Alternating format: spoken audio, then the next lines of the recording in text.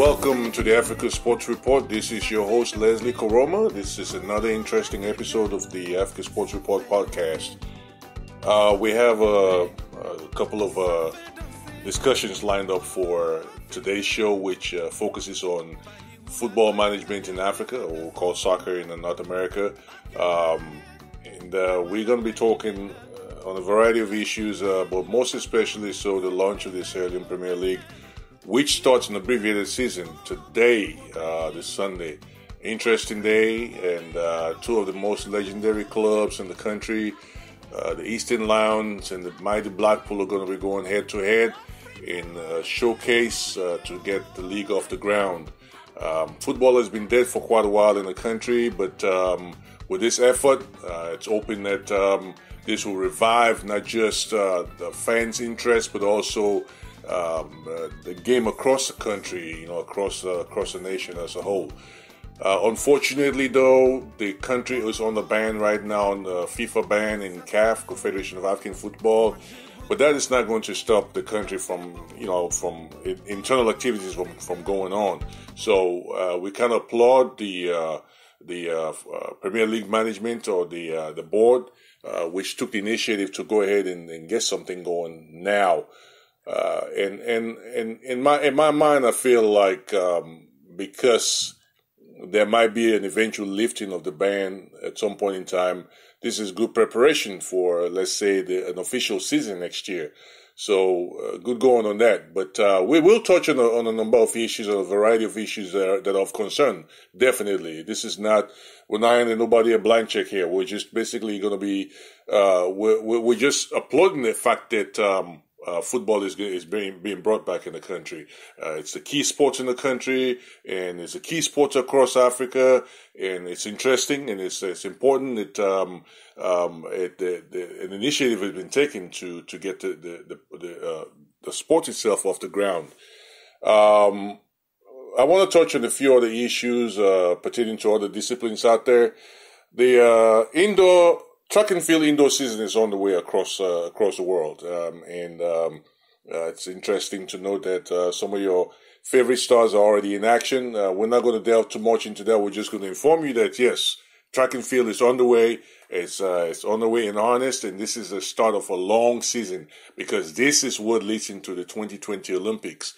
But what I want to bring your attention to is what happened down in Australia this past week.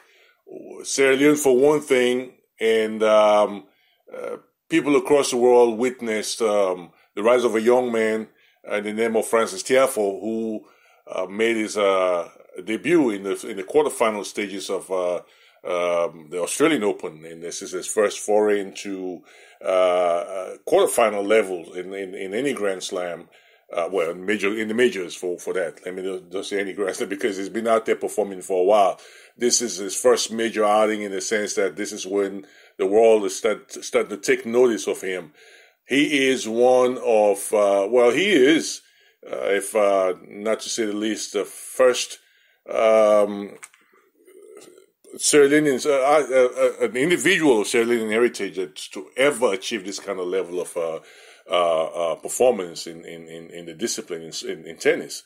Tiafoe made a lot of people proud, and even though he was eventually eliminated by Rafael Nadal, who is a veteran in the game and a perennial champion in so many words, Tiafoe made a lot of people stand up and raise their heads, and it was really a good going for him. And we wish him the best going forward. We know he's going to definitely be there someday at the top level. But we're very pleased that he was able to lift the name, not just the name, but also the hearts and minds of people from Sierra Leone who have had to go through a lot of trauma in the last couple of decades, almost 3 decades, if I could say. But this is an indication of what's possible when you give people a chance. This is an indication of what's possible when you allow the young to thrive. And I say this because I've always been one who's potentially at loggerheads with some people who are not necessarily in certain positions for the right reasons. And I say this because I know exactly what I'm talking about. But I'm gonna leave that for another show. This is about celebrating Francis Tiafoe, and he's actually made Sierra Leoneans, Africans, and people of African descent really proud of his achievement.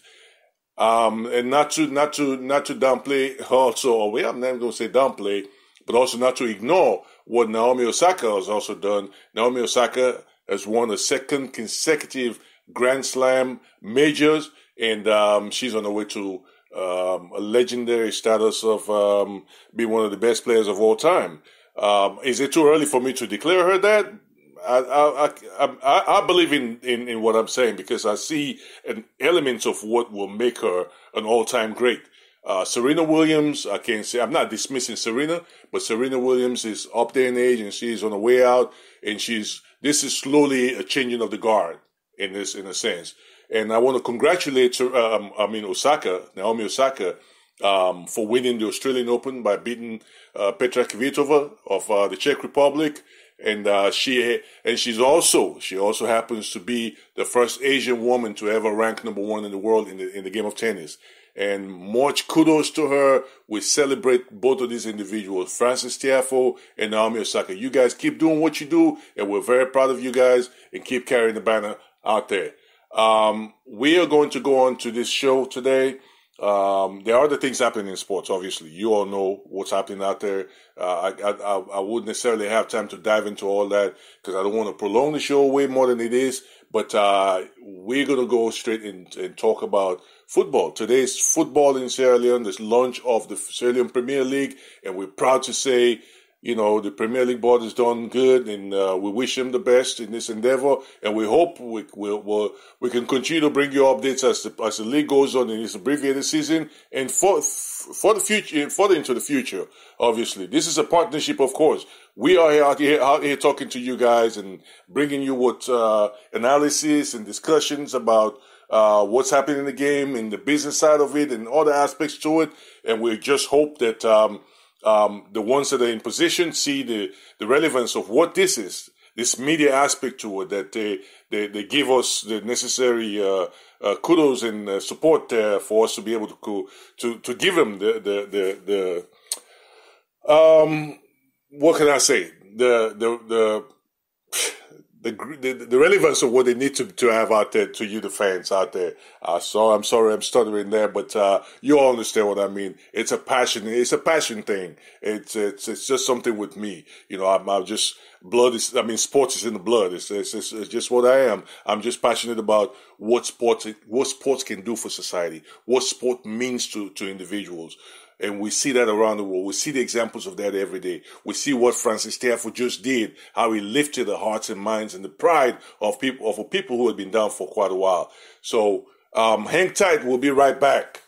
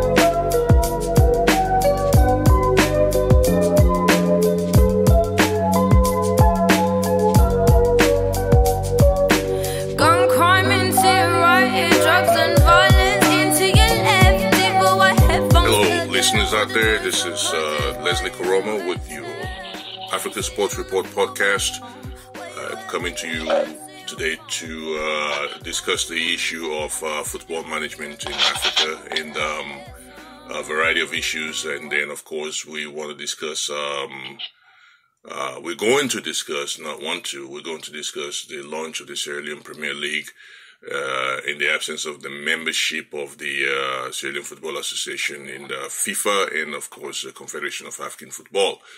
I have two panelists, people who you are familiar with, who have been on this program before, and they will help me or join me in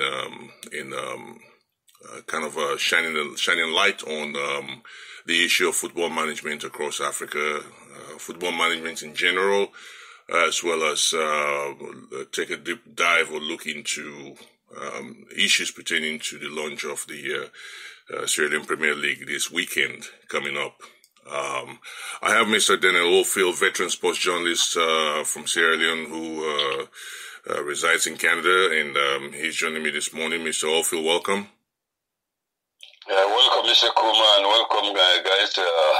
Let me say good morning, good afternoon, wherever we may find ourselves, and we hope this will meet some of your expectations. Thank you. Thank you. Then, of course, Sierra Leone football legend, Mr. Paul Parker, who's based in Belgium, and he's with me this morning. He's former standout for the Camboy Eagles, and then, of course, Leone Stars as well. Paul is in the football business, not just from Sierra Leone, but is also in the football business across Europe as well. Welcome, Paul. Thanks, Leslie. Thanks for having me on the show. Good morning, good afternoon, good evening, wherever you may be. Thanks for having me, Leslie. It's a pleasure being here. You're very welcome. Now let's dive straight into this, because one of the things we always crying about is I say cry because I say when we complain or we talk about issues that we want to see happen in our communities or in our countries, we kind of look at other areas, other places around the world. We see take examples from other nationalities or nations, and seeing how well they run things, and then we kind of try to relate that to our condition, our situation. Football or soccer, as it's known in the American hemisphere, is arguably the most popular sport in the world, outside of cricket, which is practiced in a country like India and Pakistan, where there's a huge population or huge following in those countries. But football or soccer, like I said, is most widely recognized globally as potentially the most popular sport in the world.